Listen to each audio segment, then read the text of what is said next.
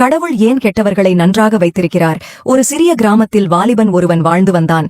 அவன் குணத்தில் நல்லவனாகவும் பக்தியில் சிறந்தவனாக இருந்த போதிலும் அவனுக்கு வாய்த்த மனைவி கொடுமைக்காரியாக இருந்ததால் அவனது வாழ்க்கை மிகவும் போராட்டமாக இருந்தது.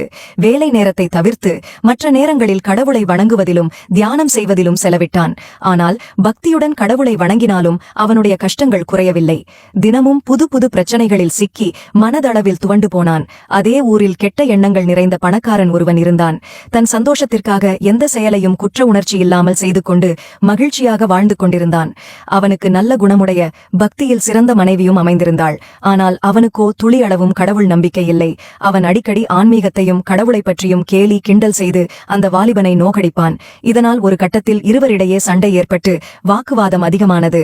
கோபத்தில் வெகுண்டெழுந்த வாலிபன் இறைவன் மீது தனது பக்தி உண்மையாக இருந்தால் இன்னும் ஒரு வாரத்தில் நீ செய்த தவறுக்கெல்லாம் தண்டனைகளை அனுபவிப்பாய் என்று சாபமிடத் தொடங்கினான்.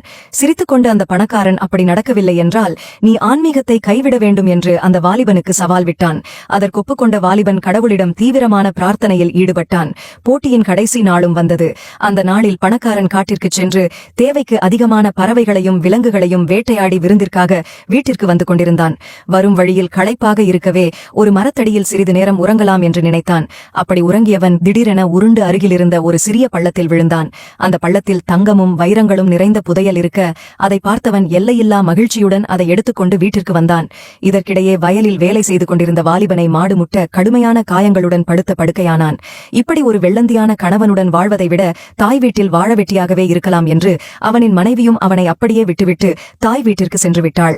நல்லவர்களுக்கு ஏன் இத்தனை சோதனைகள் இறைவா, என்னால் இதற்கு மேல் தாங்க முடியாது என்று தற்கொலை செய்து கொள்ள முடிவெடுத்தான். உடலில் காயங்கள் அதிகமாக இருந்த போதும் அந்த வலிகளை தாங்கிக் கொண்டே வீட்டின் பின்புறம் இருந்த கிணற்றுக்கு அருகே வந்தான்.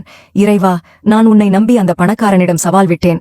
ஆனால் அவனிடம் நான் தோற்கும்படி நீ செய்துவிட்டாய். உன்மேல் நான் வைத்திருந்த பக்திக்கும் நீ செவிசாய்க்கவில்லை. இப்போது நான் உயிருடன் இருந்தாலும் பிணத்திற்கு சமமான வாழ்க்கையை வாழ்ந்து கொண்டிருக்கிறேன். இந்த வாழ்க்கையை விட மரணமே சிறந்தது. நான் உன்னிடம் வருகிறேன், என்னை ஏற்றுக்கொள் என்று கூறியவாறே கிணற்றில் குதித்தான்.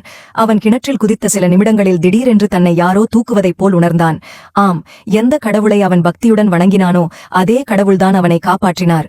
உடலாலும் மனதாலும் வேதனையுடன் இருந்த அவனுக்கு இறைவனை வணங்கத் தோன்றவில்லை. மாறாக சண்டை போடத் தொடங்கினான். தனது ஆதங்கத்தையும் ஆத்திரத்தையும் கொட்டித் தீர்த்தான். அனைத்தையும் பொறுமையுடன் கேட்டுக்கொண்டிருந்த கடவுளோ அவனை தன்னோடு அணைத்துக் கொண்டார். இறைவனின் அரவணைப்பால் சற்று ஆறுதலடைந்தான். நீண்ட மௌனத்திற்கு பிறகு இறைவன் பேச ஆரம்பித்தார். மகனே, நீ இப்பிறவியில் நல்லவனாக பிறந்திருந்தாலும் முற்பிறவியில் அந்த பணக்காரனை விட கொடுமைக்காரனாக இருந்தாய். நீ உன் மனைவியை ஒரு நாள் ஒருபொழுது மதித்ததில்லை. ஆனால் அவனோ முற்பிறவியில் நல்ல காரியங்களை செய்து வந்தான். இல்லாதவர்களுக்கு தன்னால் முடிந்த உதவிகளையும் தான தர்மங்களை செய்து புண்ணியங்களை சேர்த்துக் கொண்டான். அதனால் இப்பிறவியில் அவனுக்கு சகல நன்மைகளும் கிடைத்தது. உனக்கோ நீ பிறவியில் செய்த பாவங்களை அனுபவிக்க நேரிட்டது. என்னை அனுதினமும் நீ வணங்கியதால் நீ அனுபவிக்க வேண்டிய கர்மத்தின் பெரும்பாலான பாவங்களை நானே ஏற்றுக்கொண்டேன். நீ செய்த பாவங்களின் சிறு பகுதியை மட்டுமே நீ இப்போது தண்டனையாக அனுபவித்துக் கொண்டிருக்கிறாய். மனிதனாக பிறப்பெடுக்கும் எல்லோரும் முதலில் அவர்கள் செய்த பாவங்களுக்கான 7 கர்மாவை அனுபவிக்கத் தொடங்குகிறான். ஆனால் கெட்டதை மட்டுமே செய்யும் ஒருவனுக்கோ அவன் முற்பிறவியில் செய்த புண்ணியங்களை அனுபவித்த பின்பே அவன் செய்த பாவங்களுக்கான கர்மா செயல்படத் தொடங்கும். அந்த பணக்காரனுக்கு கிடைத்த புதையல்தான் அவனுடைய கடைசி புண்ணிய பதிவாகும். அவன் செய்த அனைத்து புண்ணியங்களும் ஒட்டுமொத்தமாக செயல்பட்டு அவனுக்கு புதையலாக கிடைத்தது. முற்பிறவியில் அவன் செய்த புண்ணியங்களின் பலன் முழுவதையும் அவன் அனுபவித்து விட்டான். இனி அவனின் பாவங்களுக்கான பலன் தொடங்கும் காலம் வந்துவிட்டது. உனக்கு இதுவரை நீ அனுபவித்த கஷ்டங்களில் உனது அனைத்து பாவங்களும் கரைந்துவிட்டன. இனி என்ன நடக்கப் போகிறது என்பதை நீயே உன் கண்களால் பார்த்து தெரிந்து கொள் என்று கூறிவிட்டு இறைவன் மெல்ல மெல்ல மறைவதை கண்ணில் நீர் வழிய பார்த்துக் கொண்டே இருந்தான். நாட்கள் செல்லச் செல்ல வாலிபனின் உடல்நிலை சரியானது. அந்த ஊரில் இருந்த பணக்கார விதவை பெண் இவனை திருமணம் செய்து கொள்ளிவனும் பணக்காரனானான். குழந்தைகள், தொழிலில் வளர்ச்சி என்று அடுத்தடுத்து முன்னேற்றம் ஏற்பட்டு மிகவும் சந்தோஷமாக இருந்தான். அதே சமயத்தில் அந்த பணக்காரனுக்கு வினோதமான ஒரு நோய் தாக்கி படுத்த படுக்கையாகிவிட்டான். அவனது மனைவியும் திடீரென்று இறந்துவிட அவன் கூட இருந்தவர்கள் அவனை ஏமாற்றி அவன் சொத்துக்கள் அனைத்தையும் பறித்துக்கொண்டு வெளியே துரத்திவிட்டனர்.